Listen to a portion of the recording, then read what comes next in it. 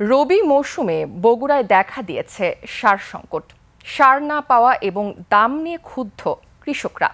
এদিকে Bangladesh energy regulatory commission BERC সার কারখানাগুলোতে গ্যাসের দাম ৮৩% পর্যন্ত বাড়ানোয় আরও সারের দাম বৃদ্ধির শঙ্কায় কৃষকরা। প্রতিনিধিদের তথ্য ভিডিওতে ডেস্ক রিপোর্ট। বগুড়ায় ডিলারের দোকানের সামনে এই লাইন।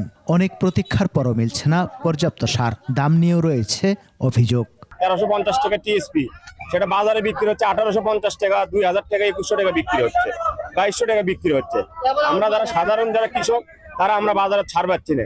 আমার 5 বিঘা জমি আমি আলু করতেছি, টিএসপি এখন এই যে একটা ভোটার আইডি কার্ডে একটা টিএসপি পাচ্ছি, তো 5 বিঘা আমার একটা দিয়ে তো হবে না, আরো সার লাগবে। বাজারের থেকে আরো তো দিনও বেলা দোকানও তো পাওয়া যায় না, টাকা দিয়েও পাওয়া যাচ্ছে না, এঙ্কা হচ্ছে। কিন্তু আমরা ইতিহাসেও পাচ্ছি না। আমাদের লাইন ধরে আছি, লাগবে হয়তো 20 বস্তা, পাবো হয়তো 2 বস্তা।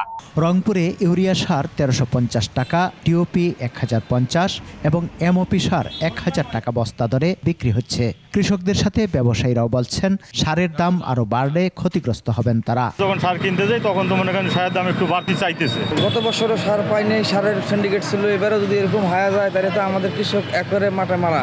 এরই মধ্যে সার কারখানায় ব্যবহারের জন্য গ্যাসের দাম প্রতি ঘনমিটার ১৬ টাকা থেকে বাড়িয়ে ২৯ টাকা ২৫ পয়সা করার কথা জানিয়েছে। এতে বাড়বে সারের উৎপাদন খরচ। উদ্বিগ্ন কৃষক ও কৃষি বিভাগ। বাড়ছে, এটা সরকার এটাকে বিবেচনা করবে কৃষকের স্বার্থে। এটা প্রয়োজনে আরো ভর্তুকি সরকার বাড়িয়ে দিবে। প্রস্তাবনা থাকে বা বৃদ্ধিও করা হয়, সেই ক্ষেত্রে সারে যেন ভর্তুকি দেওয়া হয় এবং সারের যে মূল্য সেটা যেন ঠিক থাকে। কৃষির স্বার্থে ভর্তুকি বাড়িয়ে হলেও কৃষক পর্যায়ে সারের দাম যাতে আর না বাড়ে সেজন্য সরকারের কার্যকর উদ্যোগ দেখতে চান সংশ্লিষ্টরা। সমর ইসলাম, ২১ টেলিভিশন।